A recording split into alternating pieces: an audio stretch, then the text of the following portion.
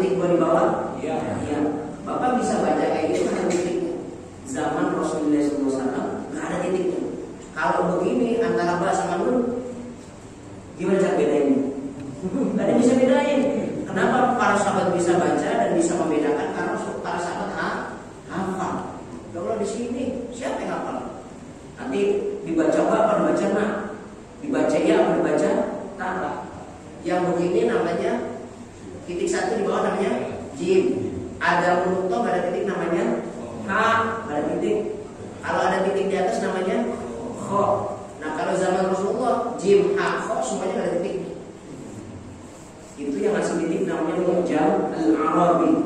Mu'jam al-Arabi ini hidup 500 tahun, konon 600 tahun setelah Rasulullah SAW. Kita nggak. Makanya jangan sembarangan ngomong bid'ah. Bid'ah itu baca Quran pakai titik itu bid'ah dong. Asal kita ayo bid'ah. Giliran tahlil bid'ah, giliran berkatnya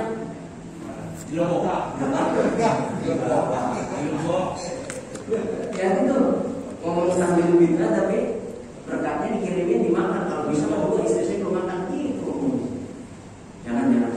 Kita makanya ngaji dulu kan. Nah, buat apa kita ngaji dulu? Kita ngaji beneran.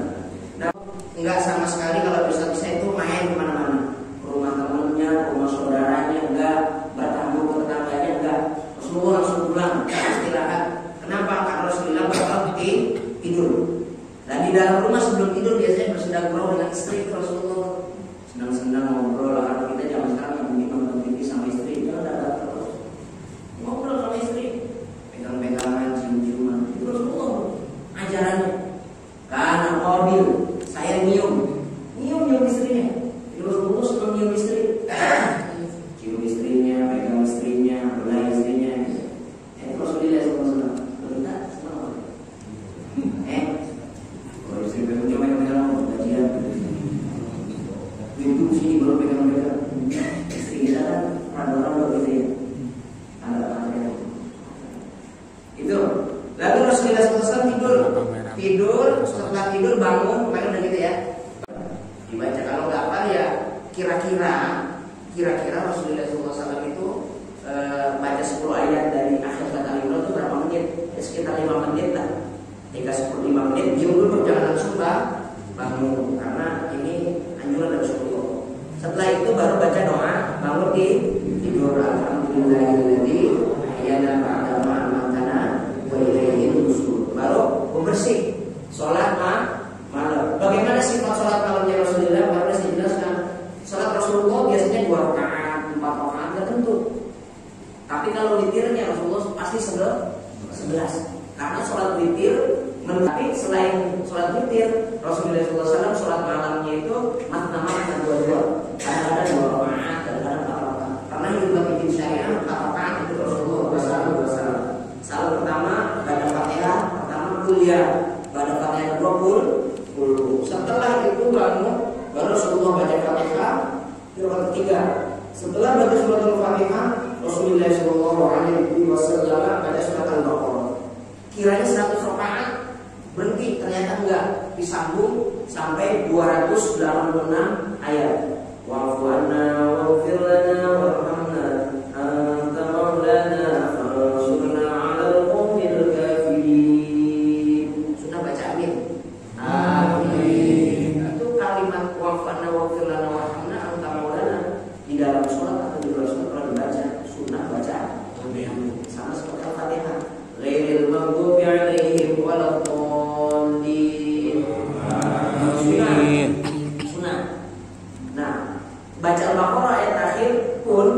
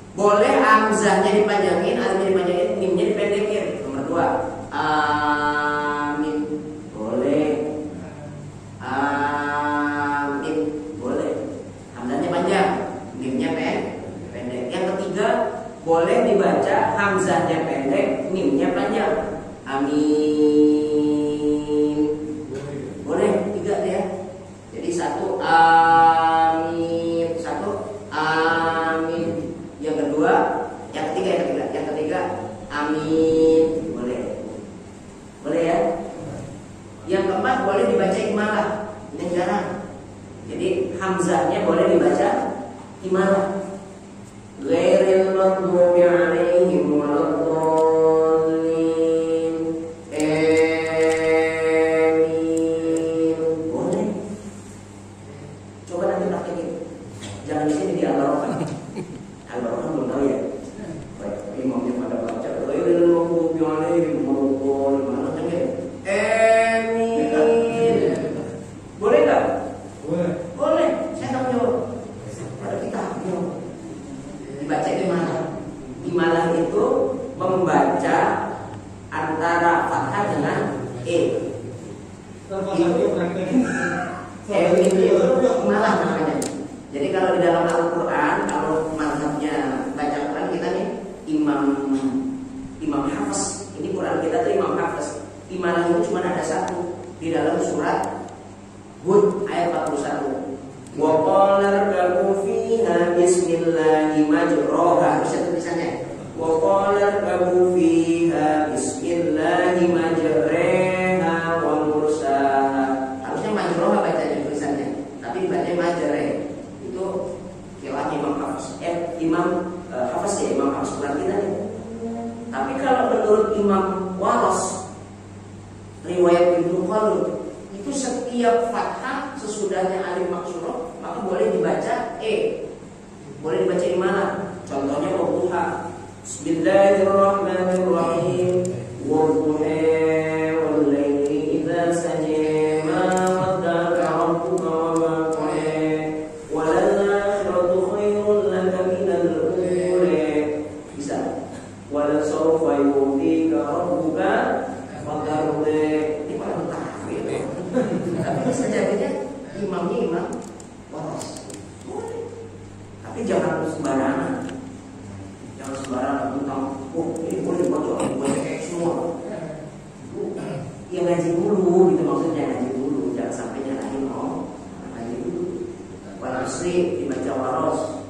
Wal asri innal insana lafi khusrin illa alladziina amanu wa 'amilus shalihati wa tawasaw bil haqqi wa tawasaw bis sabr. Wa tawasaw bil haqqi wa tawasaw bis sabr. Itu harus boleh ya. Kalau kita kan wa tawasaw bil haqqi wa tawasaw bis sabr. Dibaca semua itu boleh. Karena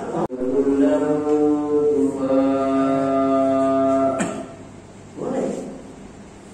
Kalau kita kan kufuan, dia kufuan boleh. Qul huwallahu ahad, Allahus samad, lam yalid wa lam yulad wa lam yakul lahu kufuwan ahad. Beda kan? Kalau baca kita, kalau baca kita kufuan ahad ya, kufuwan ahad. Tapi harus tahu ilmu. Ini nanti ngimamin. Mas Kunan jangan sembarangan baca.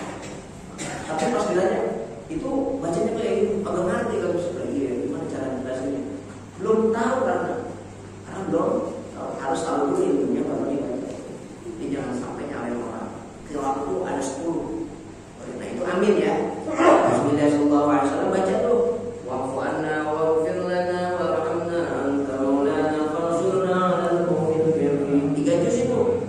Dikirain menurut Irbat bin Sariyah rukuk. Enggak. Sambung Al-Imran sampai 100 ayat.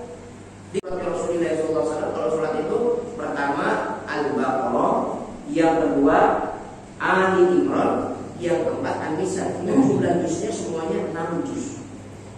Jadi Rasulullah satu sholat, satu sholat 6 juz. Bagaimana Rasulullah SAW pakai enggak dong? Karena sangat luar biasa sholat. Mulia biasa, lama segitu. Kalau kita kan enggak sholat dicabung-cebok. Dicabung-cebok apa? Cabung-cebok. Terbang set, ada ayat, 3 cebok set, naik lagi ke atas. Saking cepatnya. Masya Allah. Nah, tapi imamnya kalau lagi berjalan jangan mungkin tidak ya. Tapi sholat sunnah yang panjang itu sholat sunnah, bukan sholat. Ini harus dilihat. Bangun tuh.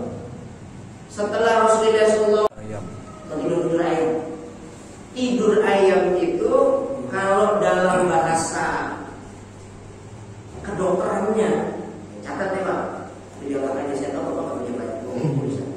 Di dalam ilmu kedokteran namanya power nap. Power nap itu fase di antara orang itu pules sama nggak pules. Jadi matanya sih tidur, tapi kalau ada orang lewat tuh masih beneran. Oh, tuh ada orang lewat, ada motor, ada ini, itu namanya power nap. Jadi masa atau fase di mana ketika kita tidur itu masuk ke dalam tidur lelap, namanya power nap. Kalau dalam bahasa kita namanya tidur ayam.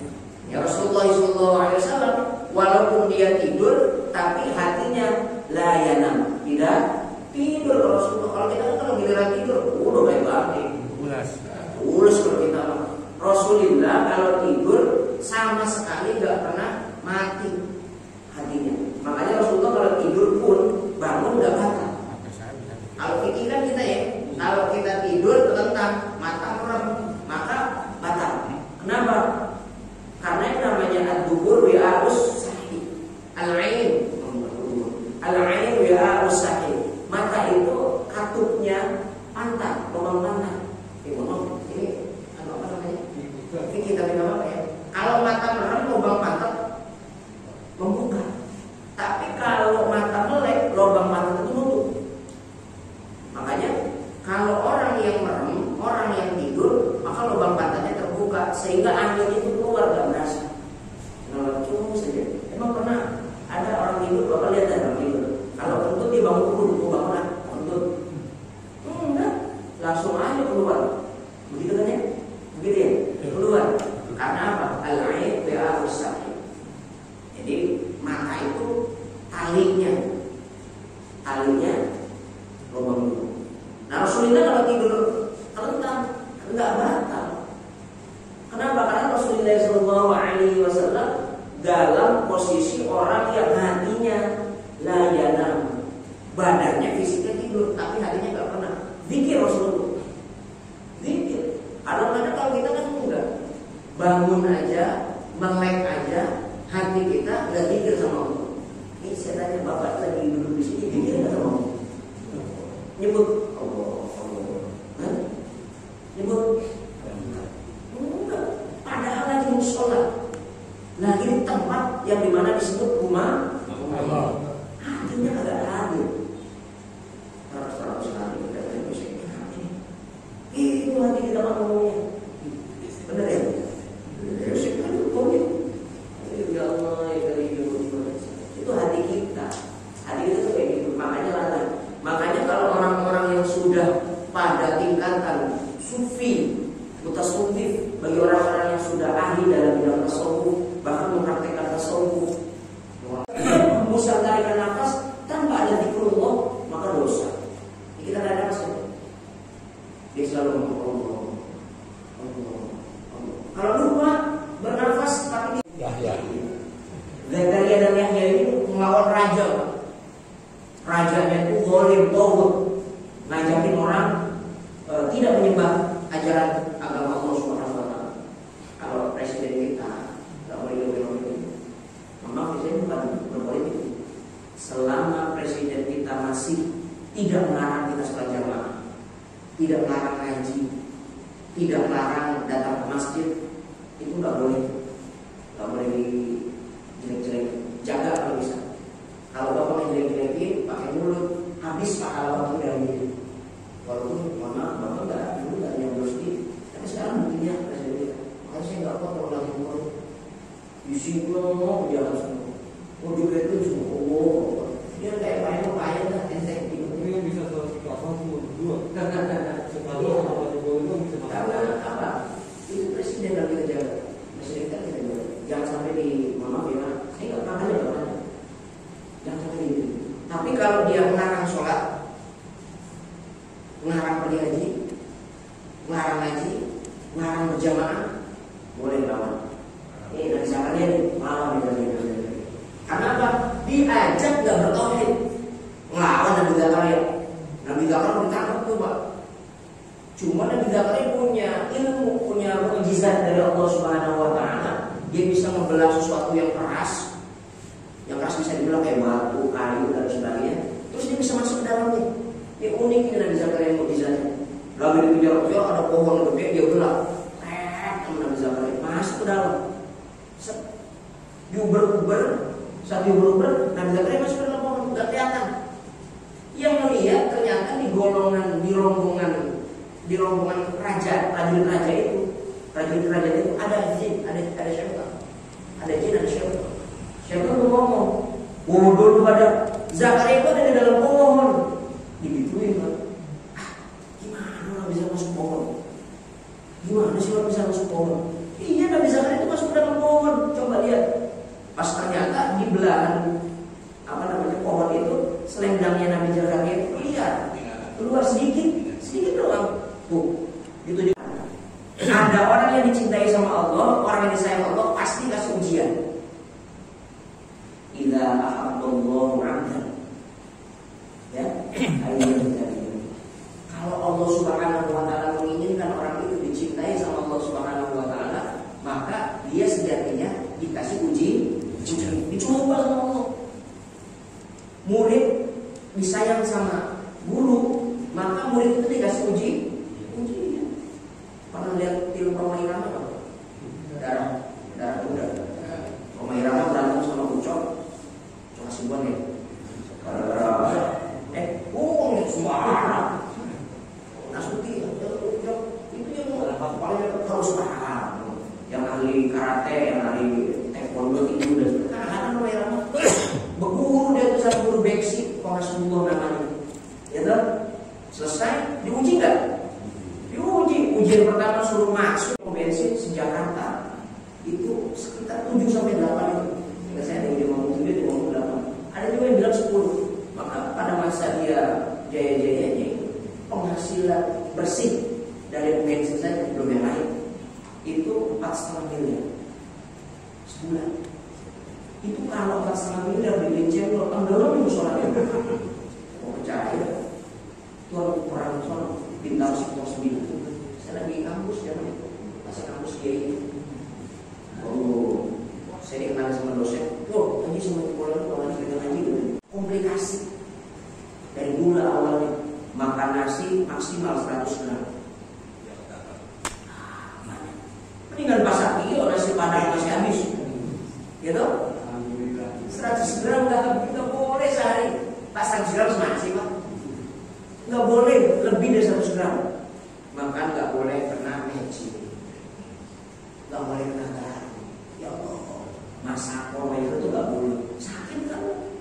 Allah, Bapak sedih banget. Saya dengarnya, Ustaz minum aja nggak boleh lebih dari 1 gelas gede, 1 gelas begini. Ini gelas kecil ya, gelas segini ini yang umum ya, gelas umum. Gelas biasa itu nggak boleh. Kenapa? Karena kata dokter kalau saya minum 1 gelas segitu, maka paru-paru saya rendem. Dalam diri saya, emang ada banjir di mana? Nggak boleh. Dan yang unik Haji Mulani kalau lagi tidur baik malam atau siang, jamaah saya nih kalau tidur siang atau malam, maka setiap 1 jam harus dibangunin. Bangun dulu baru boleh tidur lagi. Kenapa? Karena ada penyakit yang menurut satu dokter kalau dia tidur bisa bablas tuh, nggak bangun, terus dibangunin. Kalau ibarat kata kita lagi naik pohon, kata Allah, udah naik terus, naik, habis di atas dijatuhin sama Allah. Sama halnya ada anak kecil minum es, minta es, sama bapaknya yang minum, dia sakit nih pak, sakit dia, lagi flu, lagi batuk dan sebagainya, minum, mama minta es, jangan, mama minta es, jangan, diminta terus mereka kan kesel pokoknya, langsung ambil es. Tuh makan, tapi kalau sakit jangan ikut-ikutan dulu. Itu itu. Jadi memberikan sesuatu, tapi dasarnya untuk menghinakan orang. Jangan heran, mohon maaf, ada orang yang tidak mentauhidkan Allah. Jangan heran ada orang yang nggak menyembah Allah, agamanya agama di luar kita, tapi rumahnya luas. Mobilnya mewah banyak, istrinya cakep, kan begini Pak. duitnya nggak terbatas. Ada marbot masjid, ada marbot musola, kere miskin, nungguin berkah, nungguin boti. Kalau maksudnya tempat, ditungguin aja. Tapi sejatinya ini beda. Mereka itu coba dia, manfaat ya, air luar biasa. Yang dipakai itu dari ujung kepala sampai ujung kaki itu ya dia pakai 350 juta. Yang dipakai Pak, Bapak pakai baju sama sarung berapa? 350 juta. Baju sama Allah asal mau dijemput. Yang tua, yang muda, yang kaya, yang miskin, yang laki-laki, yang wanita, anak kecil, orang tua, semuanya kalau dia mau kompetisi, masalah itu dia dapat. Percaya sama saya. Kalau mau kompetisi, bangun pagi, dia mau kerja lelah-lelah, pasti dapat. Ya Hotman Paris, coba lihat. Kenapa dia bisa jadi orang kayak gitu? Jam 3 subuh udah bangun. Jam 3 subuh udah bangun. Berenang. Makanya sehat. Habis berenang, subuhnya dia bawa anjingnya. Jalan-jalan. Ambil itu kompleknya. Biar anjingnya dapat udara sama buang air. Buang aja. Jam 3 udah bangun. Bapak jam 3 udah berenang. Cari jalan kemana, kalau pensiun sih beda, tinggal mungkin aja. Tapi kalau bisa sih cari keluar, pasti nanti ada rezeki dari Allah Subhanahu wa Ta'ala. Itu aja terus. Masya Allah, orang ajaran Rasul pakai, makanya jadi orang kaya. Kita, saya pernah Pak, orang tua kita tuh orang pintar sebenarnya Pak. Orang-orang tua kita pintar. Kenapa? Mereka itu sebenarnya ajarannya Al-Quran, ajarannya hadis. Cuman mereka itu nggak ngerti gimana cara ngomongnya, sehingga bentar-bentar pamali, bentar-bentar pamali. Yang namanya syukur orang tua kita paling pintar. Kita syukuran sebentar doang. Syukuran ini, syukuran itu udah kelar. Dulu orang tua kita mau naikin genteng aja perlu pakai syukuran dulu. Ya kan ya? Kita tumpangnya kita tanya dulu, benar? Ya, keluarin dari dulu. Jangan ada dalam rumah itu sama. Jadi orang kaya pasti. Satu. Yang kedua, di pendanikan, ya. Tempat beras. Di tempat beras itu nggak boleh habis. Jadi ada modal manusia yang nggak boleh habis dua. Satu, beras di pendanikan nggak boleh habis. Yang kedua garam.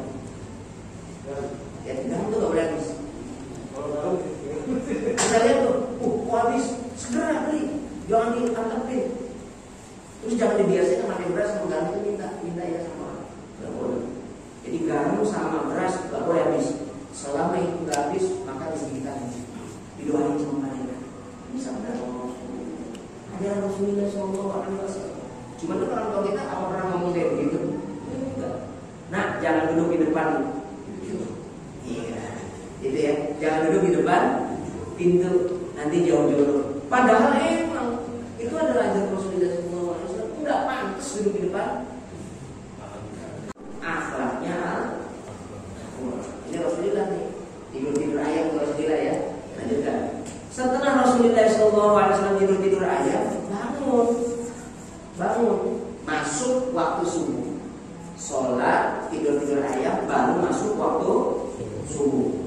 Nah, masuk waktu subuh ini ada dua versi, ada dua riwayat. Yang pertama, ya maksudnya adzan gitu ya, adzan. Baru Rasulullah SAW sholat sunnah. Namanya sholat sunnah qobliyah subuh, atau dikenal sholat sunnah fajar. Yang mana yang benar Ustaz? Sholat sunnah fajar atau qobliyah subuh? Dia juga barangnya. Nama saya Muhammad Suwardi, dipanggilnya Andi. Kalau Mahdi Kolil saya dipanggilnya Sandy. Orangnya mana? Nah ini orangnya. Hati-hati. Rasulullah SAW di penekanannya ini. Sholat di rumah karena rumah Rasulullah dengan masjid itu dekat. Ma baina baiti wa mimbari rawdah min riyadil. Itu yang disebut rawdah itu rumahnya Rasul sama mimbar. Dekat. Kayak Pak ini sama musola. Dekat. Habis sholat langsung ke sini kan nggak tahu tinggalan. Ada adzan di sini. Pak ini sholat sunnah fajar dulu di rumah, langsung ke sini nggak terlambat. Rasulullah kayak begitu. Nah kalau yang kayak jauh kayak Pak Eno di ujung sana mau kamu sholat sini, sholatnya di rumah dulu, terlambat pasti. Maka harus ke musola dulu, masjid dulu. Gitu ya Pak. Jangan pikir ulu di jadi Ustaz sholatnya di rumah. Dan alam nasr dalam taro.